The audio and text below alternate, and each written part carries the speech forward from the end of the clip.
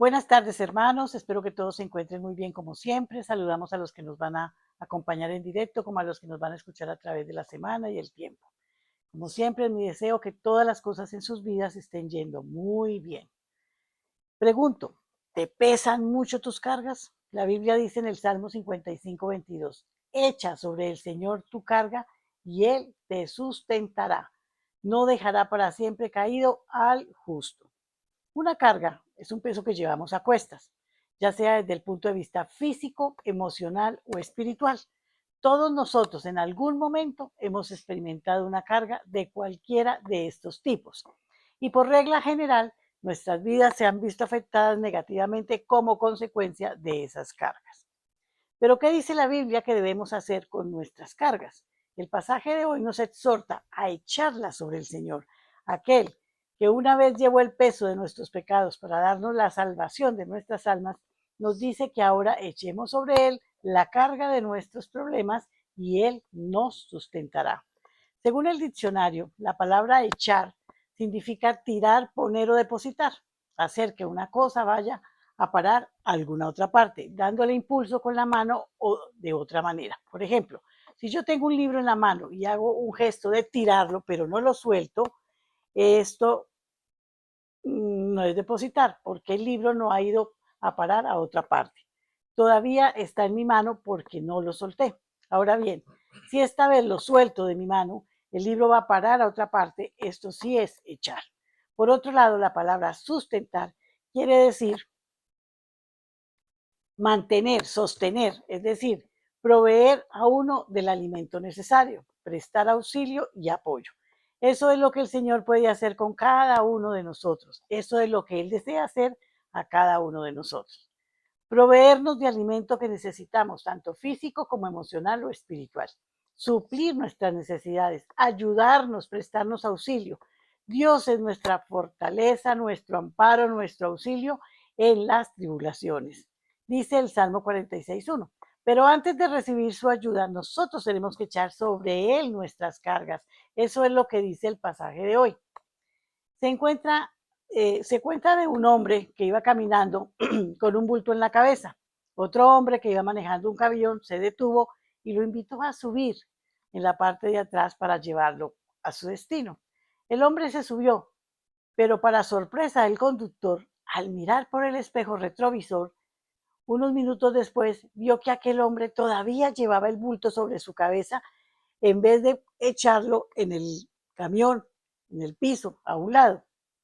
Nosotros muchas veces actuamos de esta manera con el Señor, a pesar de que Él nos dice, venid a mí todos los que estáis trabajados y cargados, y yo os haré descansar. Quizás no sepamos de memoria este versículo, no lo sepamos o no lo sepamos, y probablemente en medio de la prueba lo pongamos en práctica o vengamos al Señor con nuestras cargas. Sin embargo, muchas veces no recibimos ese descanso que Jesús nos promete. ¿Por qué? Simplemente porque no echamos las cargas sobre Él. No quedamos con ellas, nos quedamos con ellas, no las soltamos, igual que hizo el hombre de la historia, simplemente porque no tenemos fe. Nos aferramos a lo que nosotros consideramos es la manera correcta de resolver el problema e inconscientemente queremos continuar con el control. No estamos dando el control al Señor. No nos va a bendecir de la manera que Él desea hacerlo mientras no echemos nuestras cargas sobre Él. Ese es el requisito, fe absoluta, confianza, seguridad en su poder y su amor. Si te resulta difícil soltar tus cargas a los brazos del Señor, clama a Él para que te ayude a hacerlo. La Biblia dice que su poder se perfecciona en nuestra debilidad. Corintios 12:9 nos lo enseña. Si reconocemos y confesamos que somos débiles, que no podemos hacer lo que debemos hacer, aunque queramos, Dios nos dará la fuerza y aumentará nuestra fe para poderlo hacer. En este caso, cuando logremos echar nuestras cargas sobre Él, recibiremos el descanso espiritual y el sustento que tanto necesitamos. Vamos a orar. Padre Celestial, gracias por darnos la oportunidad, Señor, de enviar nuestras cargas hacia ti, Señor. Confieso que no, a veces nos falla la fe, que nos cuesta soltar esas cargas, pero por favor, Señor, ayúdanos a redimir totalmente y a ceder a ti el control de todas y cada una de nuestras responsabilidades de nuestra vida, Señor. Esto te lo pedimos en el nombre de Jesús. Amén, amén y amén. Una vez más los dejo en compañía del pastor John Jairo. Buenas tardes a todos, Dios los bendiga, como creo que los está bendiciendo. Gracias por ayudarnos a que esto siga adelante. Gracias por estar conectados con nosotros, por estar viendo este video y seguramente estarlo compartiendo con otras personas. Espero que así sea, porque es importante propagar la palabra de Dios. Ese es el mandato del Señor a la iglesia. Eh, bueno, hoy como siempre, pues vamos a continuar con nuestro tema de la Biblia y de lo que hemos estado haciendo, en lo que nos hemos estado involucrando últimamente, que es hablar sobre los tiempos que estamos viviendo, las características de estos tiempos, los eventos que pueden estar sucediendo en estos tiempos. ¿Qué significa el rapto? Porque he venido hablando del rapto. Lo que viene después del rapto, la diferencia entre el rapto y la segunda venida del Señor. Así que vamos a, vamos a ahondar más en este tema. Espero que, espero de verdad de corazón que estemos sacando provecho. Eh, Hermanos, si entendiéramos que la iglesia no es el recinto, que la iglesia no es la institución, que la iglesia no es el pastor, sino que la iglesia somos cada uno de nosotros. Si entendiéramos correctamente el plan de salvación del Señor, si entendiéramos por qué Él se hizo hombre, por qué Él murió en la cruz, por qué Él resucitó, eh, pasaríamos, iríamos un poquitico más allá, iríamos un poquitico más profundo en cuanto a descubrir nuestra función, a saber de qué se trata, porque es la vida de las personas y es la forma en como el Señor encomendó a su iglesia este mensaje para que todo el mundo lo conozca, lo entienda, lo sepa y realmente encuentren su salvación en el Señor. Así que vamos a hablar hoy sobre el rapto. Hablemos sobre el rapto. Nos vamos a introducir a entender sobre el rapto y cuál debe ser la postura de la iglesia frente a este tema, entendiendo también un poco más sobre la tribulación del final de los tiempos. Ahora note por favor que no estamos hablando de tribulación que ha sufrido el mundo en su historia. Si vemos la historia, pues nos vamos a dar cuenta de que realmente es mucho más allá de lo que hemos vivido en el mundo, porque habla de un momento específico en la historia. Entonces no es todo lo que ha vivido el mundo, no ha sido los eventos naturales tremendos que hemos vivido en el mundo, las guerras, las hambrunas, las enfermedades. Esto va a ser algo que va a afectar a todos en un momento dado, a las personas que estén. Entonces es una tribulación especial que sucederá una vez Jesucristo venga por su iglesia, es decir, usted, yo y todos los demás que hemos decidido vivir nuestra vida conforme a la nueva verdad enseñada por la Biblia. Es, es, es la vida que el Señor nos ha descubierto, es lo que el Señor le plació enseñarnos, es lo que el Señor en su sabiduría sabe para dónde se está conduciendo la humanidad, cuando sobre todo la humanidad ha dejado de tener a Dios presente en su diario vivir. Es la nueva verdad, es lo que, además, todo esto parte desde la misma creación y cómo el hombre quiso apartarse de Dios, cómo el hombre quiso hacer su vida creyendo otras cosas y a Dios no se tuvo en cuenta. Dios siempre, en toda la historia de la humanidad, ha querido atraer a la humanidad hacia Él, pero el hombre ha sido esquivo. Hasta el día de hoy nos damos cuenta de que ya Dios ha salido del plano del hombre, ya lo que Dios dice no importa, ya esto se toma como una mera religión, no se entiende como el deseo de Dios que ha sido siempre para nosotros de vivir bien, mejor, en armonía con unos con otros, el de cuidar lo que Él creó para nosotros. Esto no se ha entendido bien. Entonces se ha tomado como una religión. Infortunadamente, tal vez los que enseñamos, los que predicamos la palabra de Dios, no hemos sido capaces de enseñar cómo es, de transmitir cómo es, y hemos caído en el error, en la tentación de formar de esto una serie de mega iglesias, de instituciones, de estructuras económicas, de, bueno, en fin, una cantidad de cosas menos de lo que es el objetivo primario, que es vayan a enseñar todo lo que el Señor nos enseñó y para qué.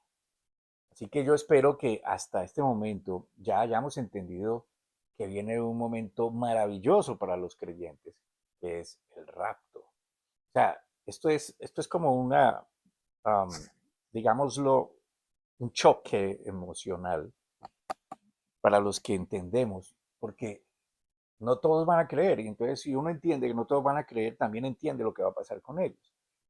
Si uno entiende lo que el Señor ha predicho y no porque ese sea su deseo, porque el problema es que aquí se le adjudica todo al Señor.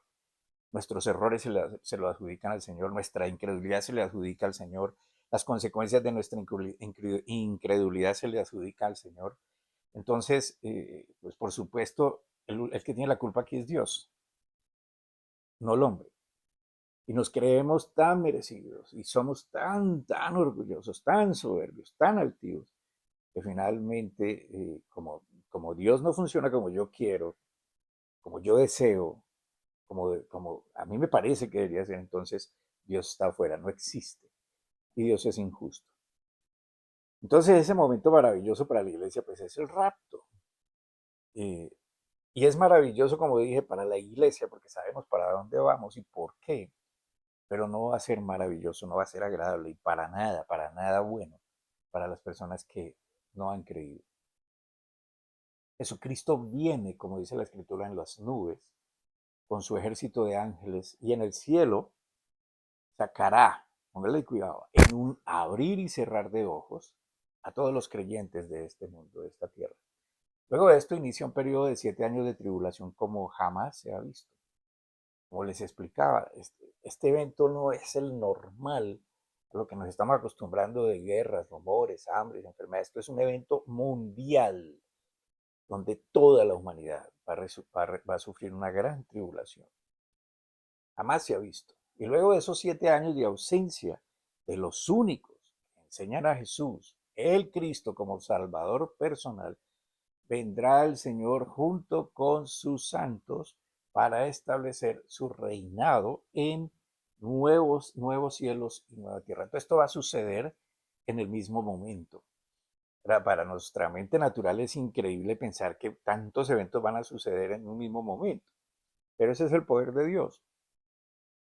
Entonces va a venir el Señor, va a poner orden, va a haber renovación de los cielos, de la tierra. Dice la escritura dice literalmente nuevos cielos, nueva tierra. Va a separar las abejas de los cabros, va a enviar a Satanás el pecado y la muerte a su destino final, que es el lago de fuego. Va a abrir los libros, en fin, y todos los incrédulos van a recibir su merecido de acuerdo a lo que hicieron, creyeron, pensaron y decidieron.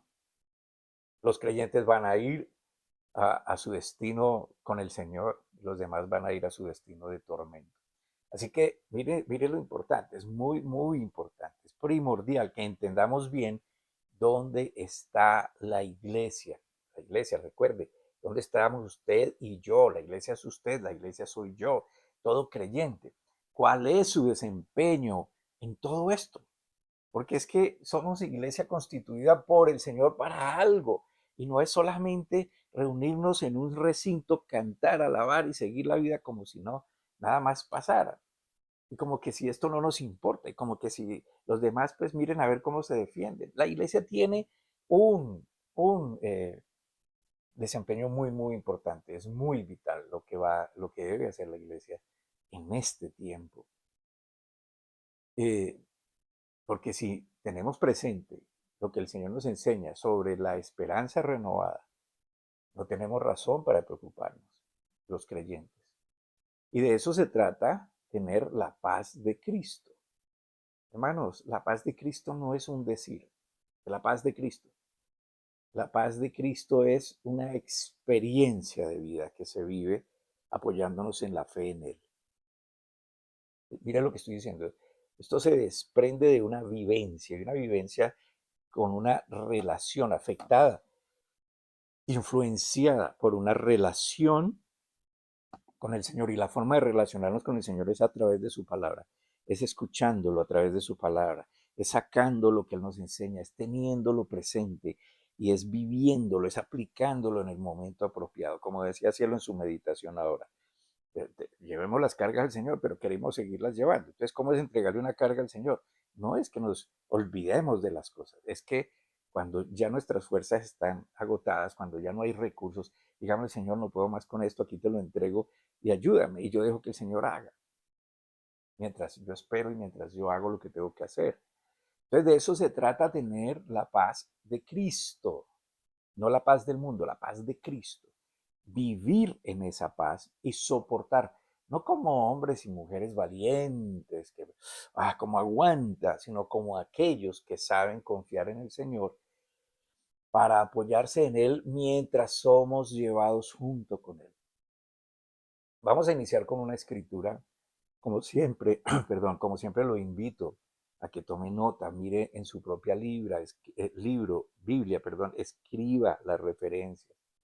Si tiene dudas y tiene mi número, llámeme. Si tiene dudas y no tiene mi número, pero el correo está al final de esta presentación, de esta enseñanza, vea el correo y tome nota y me escribe y yo con mucho gusto le contesto y trataré de resolverle en la medida de mis capacidades. Entonces, tome nota de esta escritura que nos va a enseñar mucho, mucho sobre lo que debe creer la humanidad y a qué renunciar cuando se cree verdaderamente, porque esta es la clave, hermano. O sea, es decir, el Señor me dice, no siga la corriente de este mundo. ¿Cómo es esto? No, no vaya por donde todos van, no vaya en la dirección que ellos van, no vayan adoptando estas costumbres y estas enseñanzas y estas doctrinas y etcétera que el mundo enseña. Aprenda como yo, pero para eso tiene que ponerse del lado de eso y entenderme, escucharme, procesar lo que yo le enseño, meditar en esto para que le vaya bien. Esta escritura está en primera carta de Tesalonicenses, capítulo 1, versículos 8 al 10. Primera carta Tesalonicenses 1, 8 al 10. Porque desde vosotros ha razonado la palabra del Señor, no solo en Macedonia y Acaya, sino en todo lugar ha salido vuestra fe para con Dios. De modo que no tuvimos necesidad de hablar nada, porque ellos cuentan acerca de nosotros qué clase de entrada tuvimos a vosotros y cómo os convertisteis de los ídolos para servir al Dios vivo y verdadero y esperar de los cielos al Hijo en sí mismo, quien resucitó entre los muertos, a Jesús, quien nos libra de la ira venidera. Entonces aquí lo que está diciendo Pablo y le está diciendo a la iglesia es, nosotros no hemos tenido que hacer nada porque ya todo el mundo está escuchando de ustedes mismos, ustedes ya entendieron, ustedes ya salieron de toda esta idolatría de estos ídolos, salieron de estar siguiendo lo que seguía todo el mundo y se están presentando a este Dios magnífico, vivo, que no lo podemos ver, pero que existe, que es el creador de todo, que es el Dios verdadero y no hay sino uno solo. Y están esperando desde los cielos la venida del Hijo, el que resucitó de los muertos, el vencedor, el Cristo, Jesús. Y Él nos libra de la ira venidera. ¿Cuál ira venidera? Pues de lo que el Señor va a hacer al final, cuando Él lo considere, de poner cosas en orden. Hermanos, esto va a ser trágico, tremendo. Esto va a ser el ayayay, como lo describe la Escritura.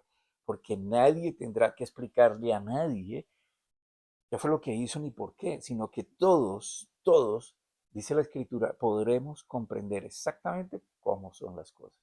Es decir, vamos a ver con tanta claridad, vamos a entender tan bien, no solamente quién es Dios y lo que Él hizo, sino ¿Qué fue lo que nosotros escogimos? ¿Qué fue lo que nosotros decidimos creer? ¿Por qué ruta decidimos llevar nuestra vida?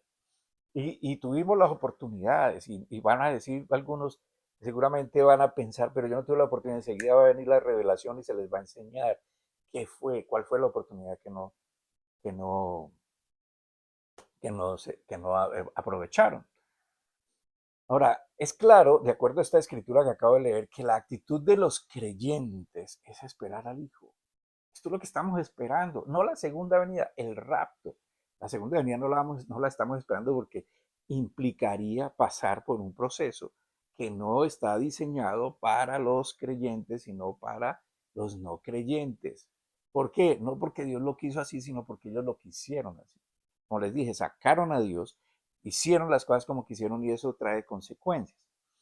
Como Adán y Eva cuando decidieron creer lo que Satanás les estaba diciendo, entonces pusieron de lado a Dios y ellos sufrieron las consecuencias de su decisión, a pesar de que Dios les había advertido, les había dicho. Entonces esperamos al Hijo, el que va a venir por nosotros, el que nos va a levantar en un abrir y cerrar de ojos, que nos libra además de la ira venidera, porque Dios se agotó. Ya Dios dice hasta aquí y vamos a poner todo en orden. Entonces no es esperar, como les dije, a que se revele el anticristo, porque es que si la iglesia, como muchos dicen, está esperando a que se revele el anticristo, que alguna parte de la iglesia va a pasar por allá y que la parte que va a pasar por todo eso va a ser esa parte que no fue perfectamente santa, como si tuviera la capacidad del hombre. El hombre no puede ser perfectamente santo. ¿Sí? El que nos hace santos, es decir, separados para Dios, es Él mismo, la justicia en Él.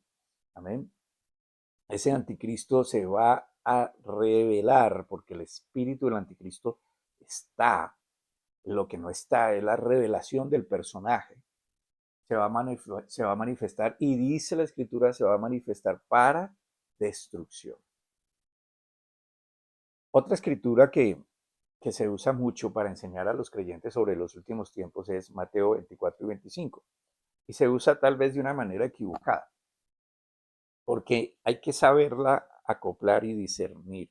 Hay que estudiar no solamente la Biblia, sino entender la historia, qué fue lo que pasó en ese tiempo. Mateo 24 y 25, el Señor le está hablando literalmente a los judíos que van a creer en Él, a los discípulos en ese tiempo y a nosotros. Hoy nos está hablando sobre esto, pero tenemos que ubicarnos en el tiempo. Es decir, ¿qué fue lo que el Señor dijo? ¿Qué fue lo que ya sucedió? Y de esto, ¿qué es lo que espera que suceda? ¿Amén? Y en ese tiempo el Señor dijo, van a haber terremotos, se va a levantar nación contra nación, guerras, hambre, enfermedades, persecuciones, una serie de cosas tremendas, pero que no son la característica del final de los tiempos. Porque, por lo que le expliqué, hay muchas cosas que ya sucedieron, que han sucedido, y no necesariamente han implicado el final de los últimos tiempos. Entonces, Jesús le está hablando de ese momento, de ese tiempo que los creyentes iban a vivir, de los discípulos iban a vivir, y el cual el Señor llama claramente ahí en Mateo 24, principio de parto, principio. Recuerde que una mujer no en el momento en que empieza a sentir estos dolores, contracciones y esto, de inmediatamente van a ser el niño, ¿no? Todavía se demora. Pero el Señor lo llama principio de dolores de parto. Todo esto lo decía desde el Monte de los Olivos. Entonces, les dice que serían perseguidos, que serían muertos por la predicación del Evangelio. Les dice que se van a levantar falsos profetas, predicadores que usan la palabra de Dios de manera tergiversada para engañar, para manipular, para llevar a las personas por otros caminos, para inducirlos a prácticas religiosas, a cumplimiento de leyes humanas, cosas que no van con el Evangelio para engañar. Y luego, y estamos en Mateo 24, y estoy hablando específicamente en el versículo 11, y luego describe la situación del mundo que es precisamente lo que está pasando ahora. Ahora, y mire, tiene que ver, pues, o sea, fue en ese momento, pero tiene que ver con lo de ahora. A mí me interesa que usted ponga atención a esto. 24, Mateo 24, y vamos a leer los versículos 12 al 13. Dice, y por haberse multiplicado la maldad del amor, multiplicado la maldad, el amor de la mayoría se enfriará. El amor de la mayoría se enfriará. ¿Por qué? Porque se multiplicó la maldad. Mas el que perseveró hasta el fin, este será salvo. Muchos que eran creyentes, yendo al tiempo de los discípulos, después de que el Señor resucita, empiezan a vivir una serie de cosas. Estamos hablando de más o menos eh, cosas que empezaron a suceder más o menos en el año 60, en el año 70 después de Cristo. Entonces empezó la predicación del Evangelio, se fueron los discípulos, empezaron a hablar la palabra después de que Saulo los espanta. eh, Saulo se convierte al Señor porque él se le revela. Saulo comienza a predicar, Pablo comienza a predicar la palabra de Dios.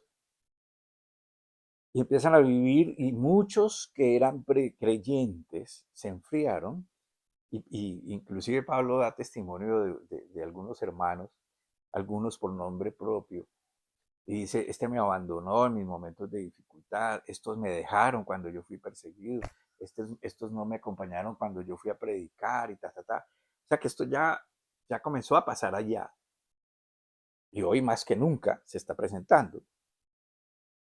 La iglesia, la gente tiene toda clase de excusas para no hacer, ¿sí? Para desasociarse de lo que en algún momento dijeron que habían creído. La Biblia es ajena a ellos, no la conocen, y pues como no la conocen, vivir conforme a como Dios enseña, pues mucho más lejos de sus vidas. El acompañamiento a los hermanos predicadores, a los pastores, cada vez es mucho menor. Eh, se abandonan los objetivos de la iglesia, que son preparar a la gente para ir y predicar, preparar espacios para que la gente se concentre y reciba esta palabra y entre en sociedad con el Señor, entre en intimidad con el Señor. Y todo esto está pasando, ya había pasado en ese momento, y ahora está incrementándose. Se estaban entonces apartando de la vida que enseña Cristo para ir detrás de enseñanzas concentradas en el poder del hombre, de doctrinas que adoran más a la creación que al creador, y de ideologías donde desaparece la moral y el orden divino de Dios. Eh, yo he leído en estos días algunos comentarios de pastores, de, de gente cristiana que están juzgando, o no juzgando, están criticando a creyentes que apoyan, por ejemplo, personas que impulsan el aborto, el homosexualismo, eh, el libre desarrollo de la personalidad, confundiendo esto con guiar a los niños a que tomen decisiones que todavía no podrían por sabiduría tomar, para convertirse en hombres en mujeres o mujeres en hombres. En fin, una cantidad de perversidades y cosas. Y hay cristianos apoyando esto. ¿Y por qué lo hacen? Pues porque no se meten en la intimidad de la palabra de Dios. Creen que hacer una oración al cielo, ya están bien con Dios. Resulta que la verdadera oración a Dios no es cantar, no es orar bonito, no es predicar o recitar palabras o decir yo creo en Cristo, sino vivir a Cristo. Entonces no solamente se enfrían, sino que apostatan, por más claridad, niegan la fe en Cristo. Terminan refutando, terminan apartándose, terminan inclusive criticando, señalando a los predicadores, a los pastores como primera medida, y luego a los creyentes, que no solamente van a perder sus almas, sino que también ya no harán caso de estas señales, y junto con los incrédulos van a ser destruidos por la ira de Dios. Destruidos no es que se eliminen, porque es que recuerde que usted es espíritu, alma, cuerpo. El cuerpo es lo último que falta por redimir, como lo vamos a ver. El alma ya ha sido redimida por la fe en Cristo, el espíritu vuelve al Señor porque Él es el dueño de los espíritus. Entonces su alma es la parte consciente, su parte humana, y esta no va a perecer, esta no va a desaparecer, esta simplemente o va a estar con Dios o va a estar separado de Dios, a la deriva, expuesto a la maldad, eternamente. Entonces, eh, fíjense que a diferencia de ese tiempo que ellos sufrieron la ira de los hombres, fueron destruidos sobre todo en ese tiempo, el imperio romano que los persiguió y los mató, y destruyeron los romanos el templo, sino de la ira de Dios. Amén. La ira de Dios. Pero quiero hacer notar que todo esto sucede luego de que la iglesia, usted, yo, los creyentes, hemos predicado las buenas nuevas, las buenas noticias, el evangelio a todas las naciones, es decir, a todas las personas, y entonces vendrá el fin. A mí me han preguntado cómo sabemos cuándo se le predicó a todo el mundo. Eso no lo sabemos nosotros. Nosotros no somos omniscientes. El hecho es de que hay muchos ejemplos en la Biblia de cómo el Señor hizo que su palabra fuera propagada. Y en este tiempo hay mucha gente que arriesga sus vidas, no como usted, no como yo, que estamos en la comodidad de nuestra casa. Están arriesgando sus vidas para llevar el Evangelio, inclusive a sitios donde nosotros ni siquiera hemos pensado jamás ir o conocer siquiera. No sabemos de su existencia. Pero habrá un momento, y el Señor lo sabe. En Mateo 24:14 dice, es decir, esta buena noticia, el Evangelio, el reino será publicado en toda la tierra habitada para testimonio de las naciones, y entonces vendrá el fin. Es decir, ¿qué es testimonio de las naciones? Cuando todos estemos frente al Cristo y Él está ya sentado en su trono, vamos a entender que en algún momento, al menos una vez, a todos se les predicó el Evangelio. Y la gente lo va a saber y van a recordar y se van a dar cuenta y perdí la oportunidad. Yo no creí, yo decidí burlarme, yo decidí maldecir, yo decidí seguir este camino. Yo entendí y entregué mi vida a esto. Yo quiero hacer como Dios dice. Pero la buena noticia es que Jesús pagó por los pecados de todos. Era el factor que nos tenía separados de Dios. Pecados pasados, presentes, futuros. Él los pagó. Su justicia nos envuelve, nos redime, o sea, nos redime es que nos compró porque Él paga por nosotros, Él nos compra y al comprarnos entramos bajo su justicia, su protección, su cobertura. Y por esa redención, la justicia de Dios, que fue ejecutada toda en Cristo, se aplica a todo el que crea en lo que Jesús hizo por ellos. Nos cubre, nos justifica, nos corrige, y esa corrección viene a través de la palabra, nos va enseñando, nos va revelando, nos dice, esto no les conviene, esto no les sirve, esto no lo hagan, esto no edifica, esto los lleva por un camino equivocado. Y nos enseña el camino correcto. Nos lleva y eso es el camino por la fe, es decir, por el creer en la enseñanza que el Señor se ha preocupado que la entendamos, para que nosotros después seamos levantados y nos encontremos con Él. La Biblia habla de 144,000 hombres puros, separados por Dios para predicar durante la gran tribulación, mientras que la iglesia estará con el Señor esperando a regresar junto con el Rey de Reyes y Señor de Señores.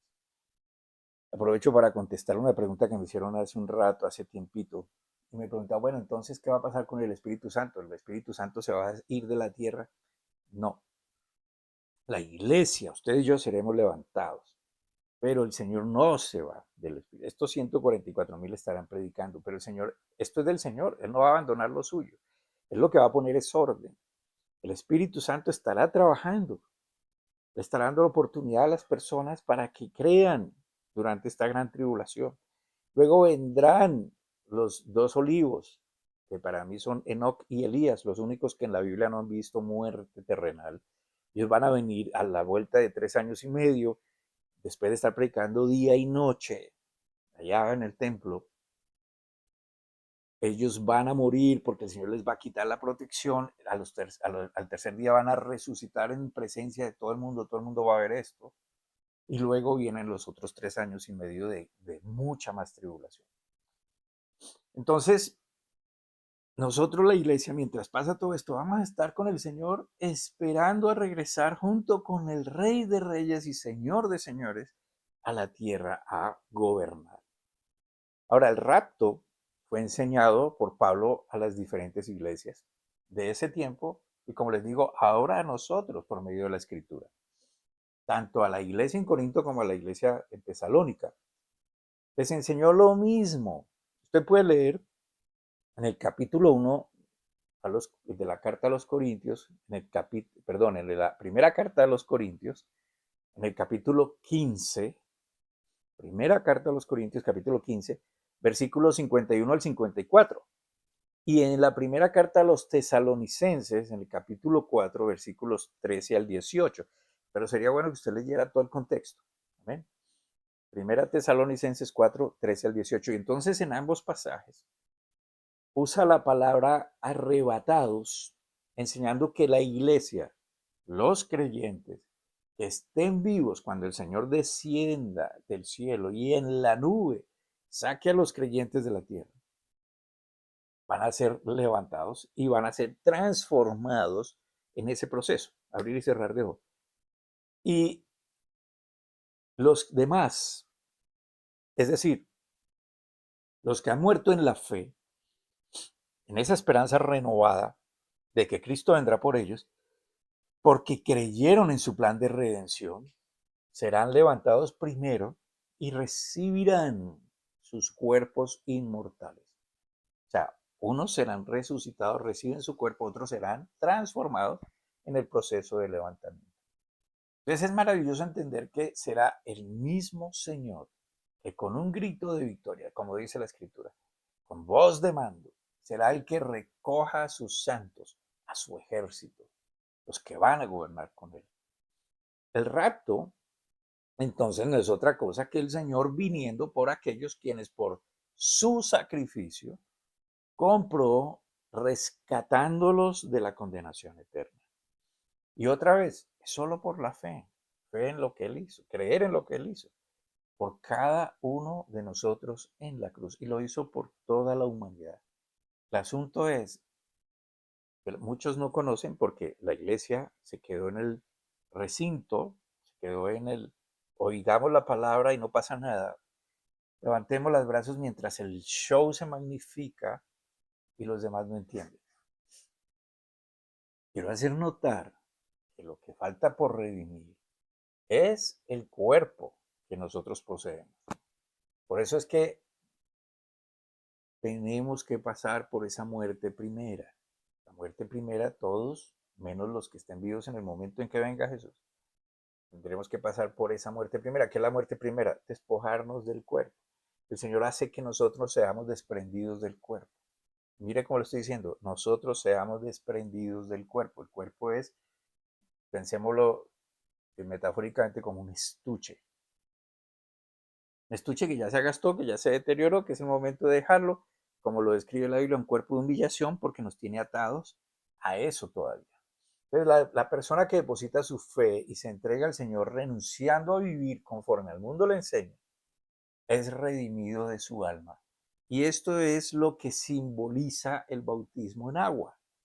El que está entendiendo, el que está concentrado, el que quiere hacer esto, entra al agua, como Jesús baja a los infiernos. Entra al agua quiere decir murió al mundo, muere, entra al agua, como Jesús fue a los infiernos, y sale del agua, resucita simbólicamente, como Cristo resucitó de la muerte, para una nueva vida. Ese es el proceso del bautismo en agua, porque el creyente ya ha sido bautizado con el Espíritu. Entonces la persona que deposita su fe y se entrega al Señor renunciando a vivir conforme al mundo le enseña, es redimido en su alma. Su alma es salva. Su espíritu es vivificado. Su alma redimida, esperando al gran evento del arrebatamiento de los creyentes. Pero todavía falta el cuerpo. Y esto lo enseña la Biblia. Miramos allí en Romanos, vamos a mirar 3 escrituras donde Pablo lo explica bien. Romanos 3:24, la primera escritura. Romanos 3:24. Siendo justificados gratuitamente por su gracia, fíjense que aquí es lo que él hizo por nosotros, no nosotros, mediante la redención que es en Cristo Jesús. Romanos 8:23. Romanos 8:23. Y no solo, sino también asimismo hemos sido concebidos, nacimiento de nuevo, como primicias del Espíritu. Es decir, nosotros gemimos dentro de nosotros mismos, esperando ansiosamente la adopción, la redención de nuestro cuerpo. Entonces, tenemos que ser liberados de este cuerpo es pecaminoso, este cuerpo está imperfecto, no se puede presentar ante Dios, por eso tiene que ser o regenerado, transformado o que nos den el nuevo como va a suceder con los que resuciten en Cristo. Hebreos 9:12. Y no por sangre de machos cabríos, o sea, no porque hicieron un sacrificio ustedes, no porque ustedes ofrecieron un sacrificio, una ofrenda de becerros, sino por su propia sangre, la de Cristo.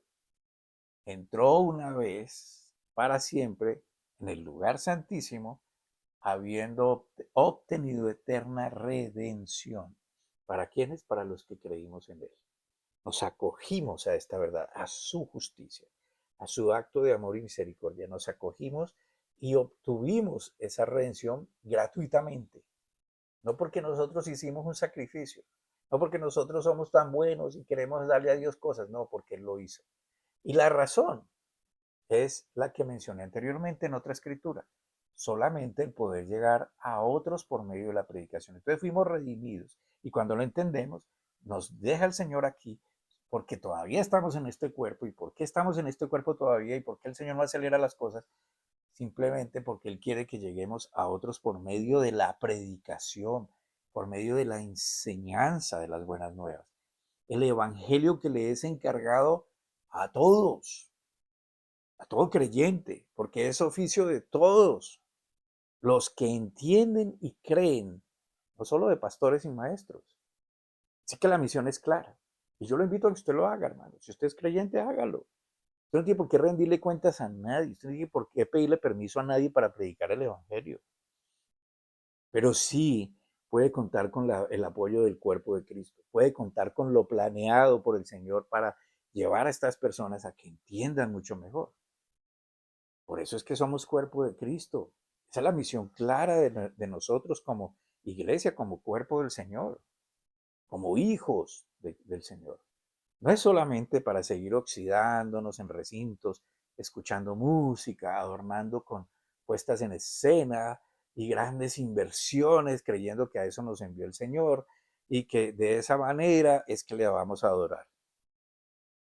La iglesia está cogiendo un rumbo muy peligroso, porque la gente cree y se está habituando que eso es todo lo que tienen que hacer. Ir el sábado o el domingo, cuando quiera que tengan reuniones, y escuchar al predicador, y eso que a veces ni escuchan porque están pegados al celular o están durmiendo, o están así simplemente como que esperando a ver a qué horas pasan los minutos. Y el predicador allá, si es una persona honesta y clara con el Señor, pues simplemente está transmitiendo un mensaje o si no está tratando de impactar. Entonces la iglesia debe vivir la vida que realmente honre y de gloria al Señor, que alabe al Señor, y esa vida es como Él quiere.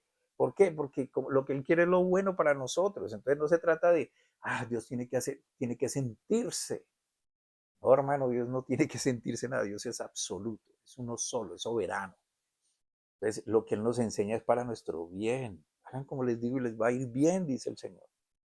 Ustedes quieren ser prosperados, prosperen en su forma de vivir como yo les enseño y todo lo demás les voy a añadir. No pretender que cada 8 días o involucrarse en toda actividad en las congregaciones es lo que trae la salvación y cómo se alaba verdaderamente al Señor.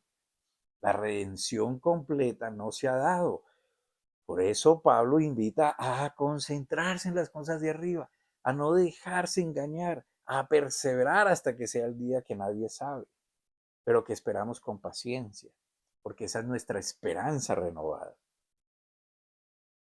La Biblia enseña que ya fue dada la garantía por el creyente. O sea, ¿qué es una garantía? Una garantía es un pago inicial, es como una separación. Yo voy a hacer un negocio con usted, yo le doy una garantía, yo le doy unas arras, pero vamos a terminar el negocio. Por eso el Espíritu Santo es la garantía, son las arras de nuestra salvación, porque todavía falta la redención de nuestros cuerpos. Y esa garantía, ¿quién la puso? Jesús en la cruz.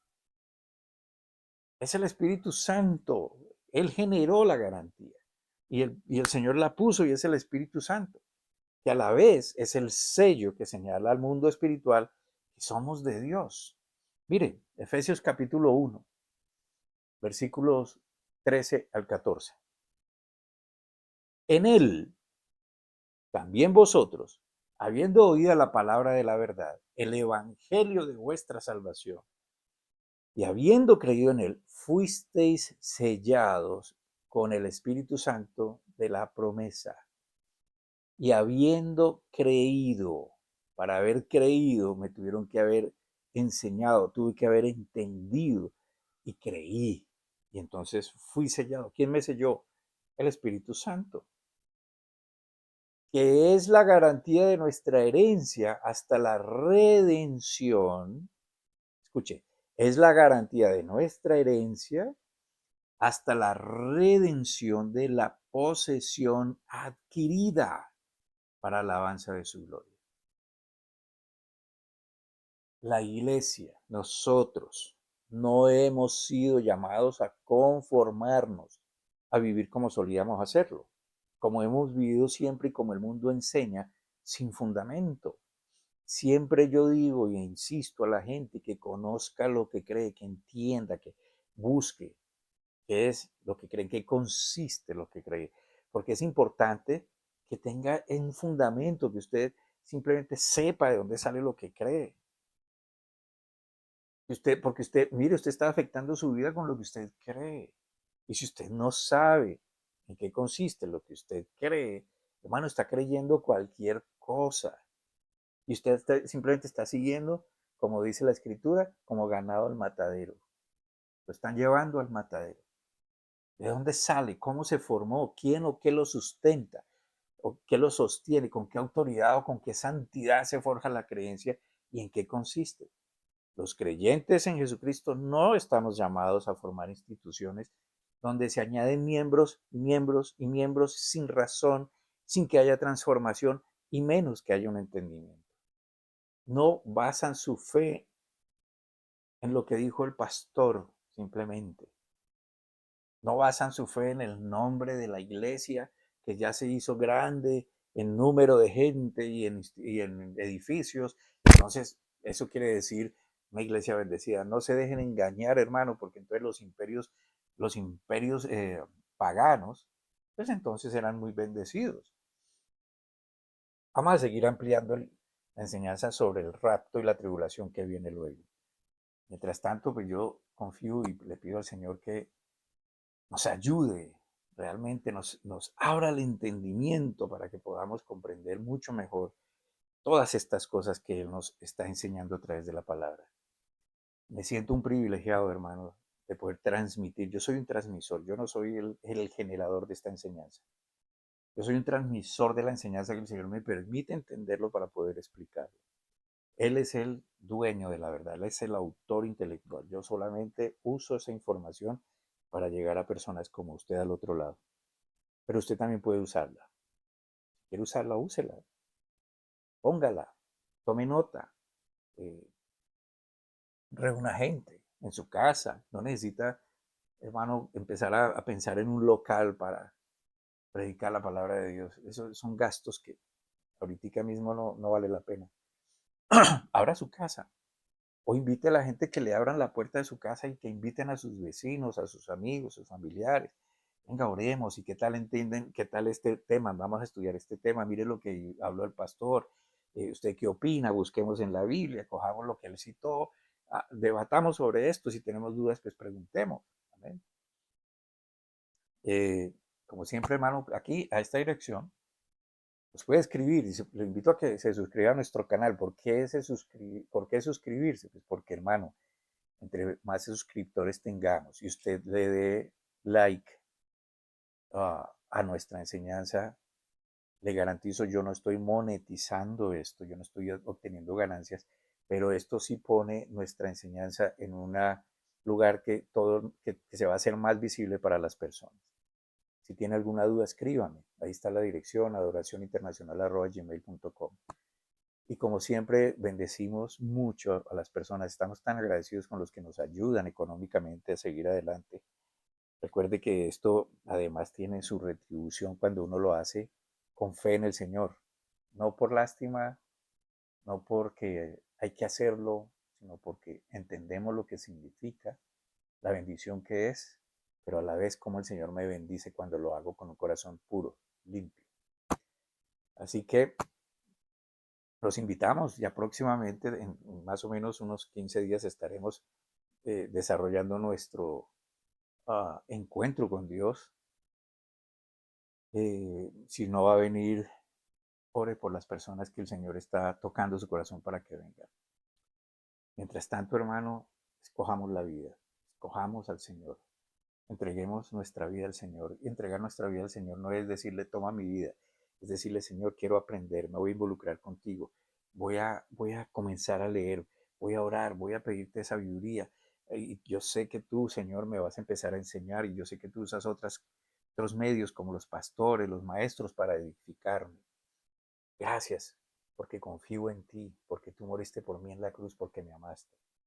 Gracias en el nombre de Jesús. Amén. Nos vemos dentro de 8 días. Dios te guarde y te prospere esta semana.